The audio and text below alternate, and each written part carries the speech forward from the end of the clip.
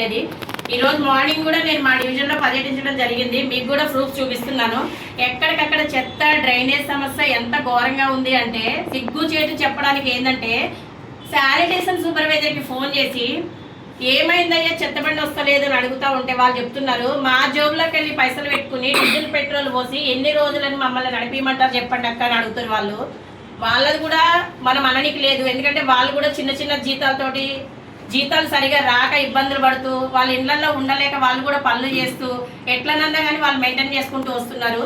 దయచేసి మేము ఒకటే డిమాండ్ చేస్తున్నాం ప్రజల తరపు నుంచి, ఈ చెత్త సేకరణ కూడా సరిగా చేయలేనటువంటి ఈ ప్రభుత్వం ఏదైతే ఉందో ఇంత చిన్న చిన్న విషయాలకి పబ్లిక్ని రోడ్డెక్కిస్తుంటే వాళ్ళు ఇచ్చినటువంటి హామీల్ని ఇంకా ప్రజల్లోని ఏ విధంగా వాళ్ళు నెరవేరుస్తారా అనేది మాత్రం ప్రజలందరూ కూడా గమనిస్తున్నారు. ఈరోజు చాలా చెప్పారు వాళ్ళకి, తులం బంగారం అని, స్కూటీలని, 2500 అని, ఇంకా ఎన్నో హామీలు ఇచ్చారు వాళ్ళకి.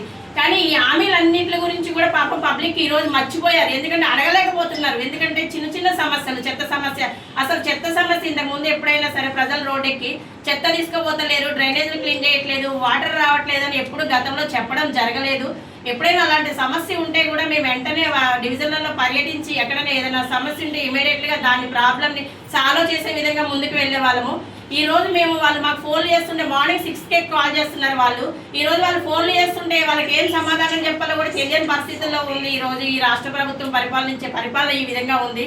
దయచేసి మీడియా మిత్రులు, పత్రికా విలేకరులు, అన్నలారా మీరు కూడా ఒకసారి ప్రజల్లోకి వెళ్ళి ప్రజా సమస్యలు తెలుసుకుని మా తరపు నుంచి మీ తరపు నుంచి కూడా గవర్నమెంట్ పైన ఒత్తిడి తెచ్చి ఈ యొక్క సమస్యలన్నీ కూడా వాళ్ళకి ప్రజలకు తీర్చే విధంగా ముందుకు తీసుకెళ్లాలని మనస్ఫూర్తిగా కోరుకుంటున్నాం. అసలు ఈ ప్రెస్ మీట్ పెట్టడానికి కూడా ఈ రోజు మేమందరం కూడా ప్రజా సమస్యలు విని రోజు మాకందరికీ ఫోన్లు వచ్చి, ఇక్కడ ఉన్నటువంటి ప్రతి ఒక్కరికి కూడా ఫోన్లు వచ్చి ఈ ప్రజలు చెప్తున్నటువంటి సమస్యలు విని వాళ్ళ బాధలు చూడలేక మేము సరే ఒకసారి మనం ఈ విధంగా అయినా పబ్లిక్లోకి తీసుకెళ్ళి ఈ విధంగా అయినా మేము గవర్నమెంట్ని డిమాండ్ చేస్తే వాళ్ళ సమస్యలు తీరుతాయనేటువంటి ఆలోచనతో పెట్టడం జరిగింది.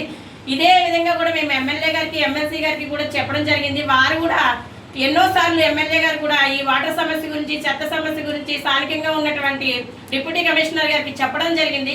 ఆయన కూడా వింటున్నారు, చేస్తామంటున్నారు, కానీ వారు ఏమి చేయలేని పరిస్థితుల్లో ఉంటున్నారు. మరి వాళ్ళ పరిస్థితి ఏంది, వాళ్ళ ప్రాబ్లం ఏంది కూడా పూర్తిగా తెలియకుండా ఉంది మాకు. దయచేసి ఈ యొక్క విషయాన్ని మాత్రం, ఈ వాటర్ సమస్య ఏదైతే ఉందో ఈ రోజు వారానికి కూడా కాదు, మా డివిజన్లో నీళ్లు రాక 9 డేస్ కూడా 10 డేస్ కూడా అవుతుంది. నీళ్లు రావట్లేదని మొత్తుకుంటున్నారు ప్రజలంతా. ఎందుకంటే రాజీవ్ గాంధీ నగరే కాదు, అంటే నిజాంపేట మున్సిపల్ కార్పొరేషన్ అంతా కూడా వాటర్ సమస్యకి ప్రజలంతా విలువలాడిపోతున్నారు. ఎంతో ఎండలు ఉన్నప్పటి నుంచి కూడా ఇదే సమస్య ఉంది. కనీసం ఇప్పుడు ఎండలు తగ్గినంత కొంచెం వర్షాలు పడుతున్నాయి కూడా ఇప్పుడు కూడా వాటర్ సమస్యను క్లియర్ చేయలేకపోతున్నారంటే ఈ గవర్నమెంట్, ఈ ప్రభుత్వం, ఈ ఉన్నటువంటి నాయకులు ఎవరైతే ఉన్నారో వీళ్ళంతా కూడా ఒక మొద్దు నిద్రలో ఉన్నారని మాత్రం తెలియజేయడం జరుగుతుంది. ప్రజల తరపు నుంచి ప్రజలకున్న సమస్యలన్నీ బయటకు తీసుకొచ్చి మేమంతా ప్రజల తరపున పోరాటం చేయడానికి సిద్ధంగా ఉన్నాము.